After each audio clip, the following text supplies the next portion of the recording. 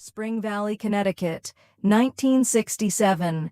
Everyone knows James Patterson, that picture-perfect family man who leaves for work at 7:30 a.m. in his suit, comes home at 6 p.m. in his Chevrolet Impala, hits up church every Sunday.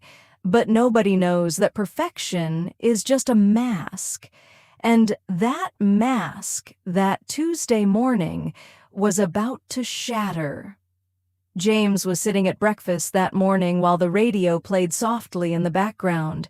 His wife Helen was cooking eggs while the Supremes' "You Keep Me Hangin' On" played on the radio. His two kids, Susan and Bobby, were getting ready for school. "Daddy, can you help me with my science project tonight?"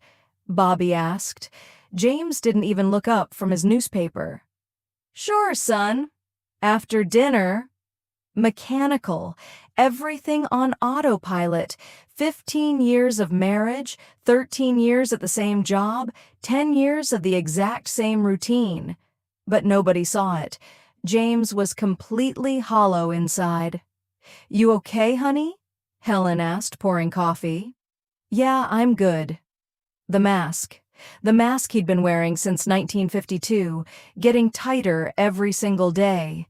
Driving to work, he turned on the radio, Vietnam War coverage, Johnson's speeches, protest reports. James turned the volume down without thinking. He had never been able to tell anyone about his own war, what he saw in Korea, how he woke up at night wanting to scream. But men didn't talk about that stuff. That's how the 50s worked. You came back from war, got a job, got married, had kids. End of story. And feelings were shoved down into the basement, locked away where no one could see them. But that afternoon in his office, everything started to change. His door opened. A young man walked in. Long hair, jeans, maybe 25 years old. "Mr. Patterson? I'm David Morrison. I really need to talk to someone." James didn't recognize him. "Do you have an appointment?" The young man shook his head, hesitating before speaking again. "No, sir. But my dad said you were in Korea together. He said you'd get it." James's breath caught. Morrison. Charlie Morrison. Same unit. David sat down, his hands shaking. "My father never talks about the war, never really talks about anything. He just drinks. And when he drinks, he gets angry. And last night I finally asked him why he's like this." David's voice cracked as he continued. "You know what he said? He said, 'Because I have to be, because guys like us don't get to feel, we just survive.'" That sentence hit James like a punch to the gut, and suddenly the room felt smaller. The walls felt closer. A lifetime of silence pressed against his chest, demanding to be acknowledged. "And I realized," David said, his eyes filling with tears, "I'm turning into him. I'm 25 and I already feel empty. I'm wearing the suit my mom wants, studying business my dad wants, dating the girl my family approves of. But who am I? Who am I really?" James stood up and walked to the window, clasping his hands behind his back. Control. Always. Control.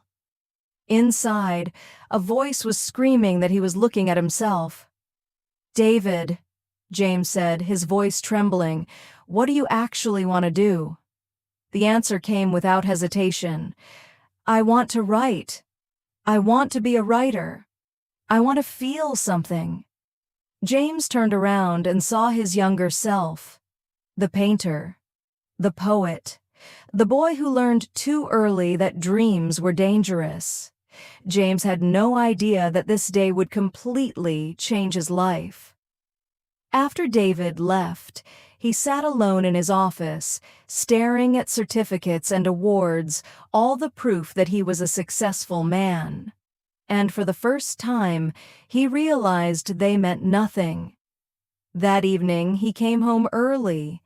Helen noticed immediately. James sat down heavily and admitted he was exhausted. Not tired, exhausted of pretending.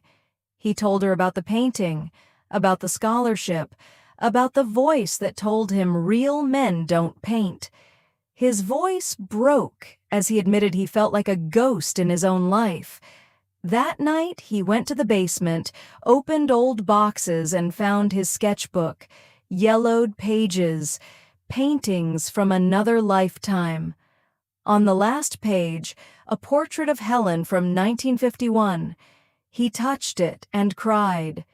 In the morning, Helen saw the sketchbook and remembered. She admitted she had given up dreams too. Teaching, independence, choice. In that quiet kitchen, they finally saw each other. Months passed. James didn't quit his job. Helen didn't change her role. But something shifted. James painted at night. Helen wrote. They talked. And James learned that real courage was never about war. It was about coming home and saying, "I'm scared too." James's story began in 1967, but maybe yours is still unfolding. What mask are you wearing? How many dreams have you buried to meet expectations? When was the last time you were truly yourself? James wore his mask for 43 years. How long will you wear yours? Because maybe the real fear isn't being rejected.